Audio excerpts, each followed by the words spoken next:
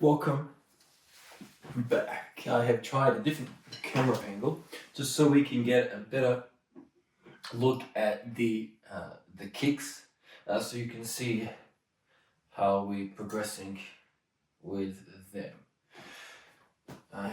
That's about the lowest I can go with the stand. I'm pretty sure. Yeah, maybe next week I'll see if I can go a little bit lower, but I think at the moment that's the lowest we can go. Hopefully I haven't chopped off my head. I did that on a couple of videos last week. And it was not a bad take, and then I looked at it and then I was like, cut from here. It's like, son of a bitch. So now I had to do the whole two takes, two practice takes again. That was annoying. But anyway, welcome to week 8. Yeah, believe it or not, it's I guess you could say 2 months into sort of the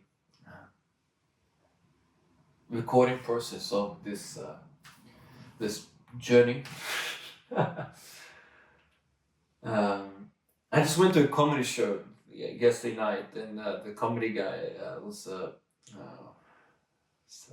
local Australian act called Tommy Little. He was making a bit of a joke about how everyone's on a bit of a journey, and said, yeah, welcome to my week 1 Invisalign journey. Which I didn't know. I didn't realize there was a thing. This whole sort of journey thing. I'm pretty switched off from all that stuff. I don't actually use Instagram and all that stuff. It's just over the years I've tried to use it, but it's just not me. The way I like to do things, and it's just not my true authentic self. I was trying to be something that I am not.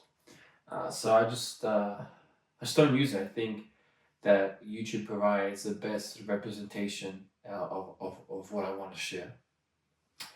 But anyway, without further ado, welcome to week 8 of this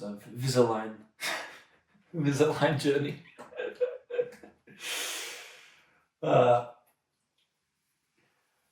How have we been progressing with the drums pushing into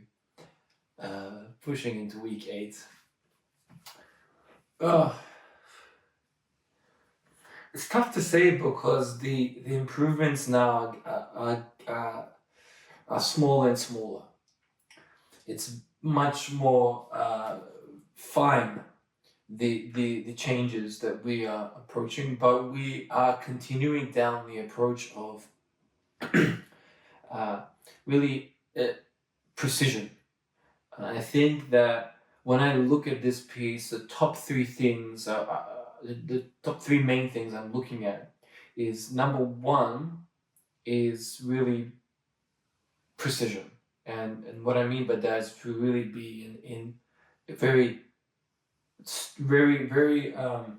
particular with where things are. We've mentioned this over the past few weeks, but very clear, because there's a lot of fast moments, slower moments, and it's very important that it's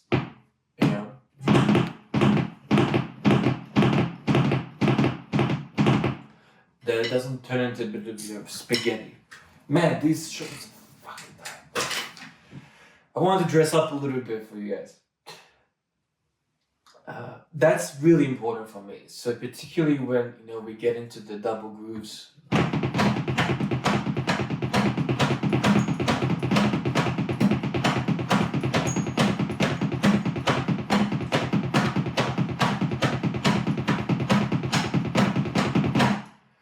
And then particularly when we're changing over and going into the faster triplet moments, stuff like that, I really want to make sure that those moments are very clear and precise as possible. The groove elements, this isn't as much of a sort of system of the down piece where it's really heavily on the groove, or Good example I think would be also Rage Against the Machines, right? Very in the pocket grooves, obviously the groove master. But this piece, it has its own sort of rhythm, where Andy Wallace, the engineer who worked on this, the mixing of, I believe, the whole album, he talked about this when he was working on the Natural Born Killer song, that's part of the Nightmare Avenged Sevenfold album, that it's really about this sort of moving train, right? You're on the train and it's chugging away.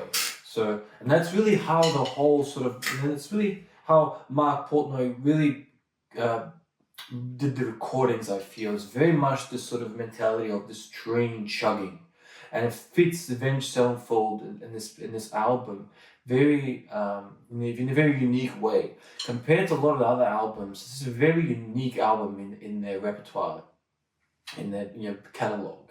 And it holds such an important place for me because I listened to it so much when I was a kid. And that analogy really hits home for me. It really, when you visualize it like that, it's very much like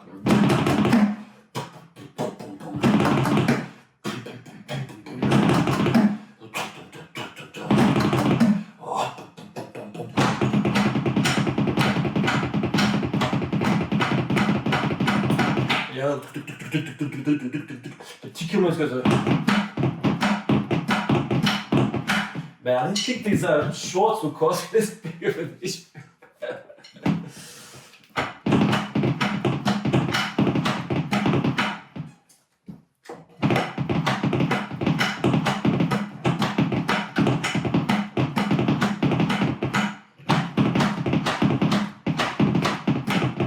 Okay.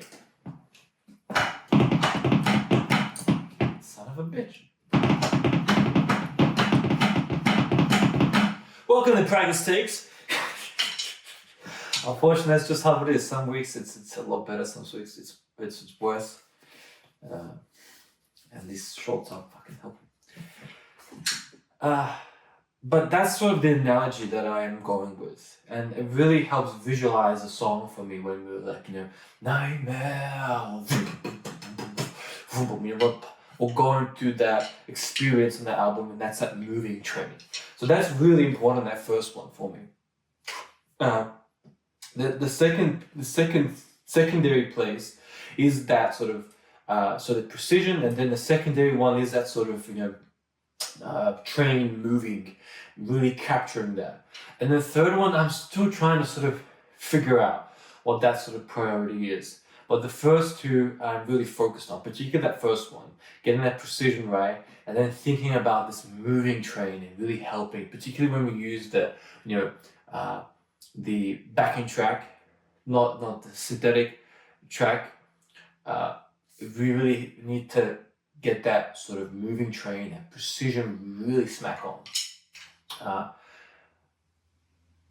So let's focus first on that number one, most important thing. And then I'll incorporate a little this moving train as idea into it. Let's see how we go.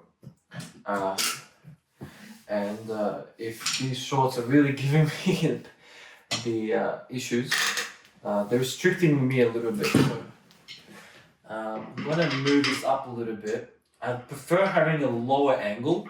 I'm not sure how much you can see of this, but I prefer having my feet. Now, I don't know if this is necessarily correct and stuff like that. I've taught myself how to drum. I haven't had any professional lessons or anything like that. But for me, this is a bit too high. I prefer having it slightly more leveled, particularly where the snare is. And then I get a more flatter foot onto the kick pedal, which I prefer. This is a little bit higher, but it's less restricting for what we're.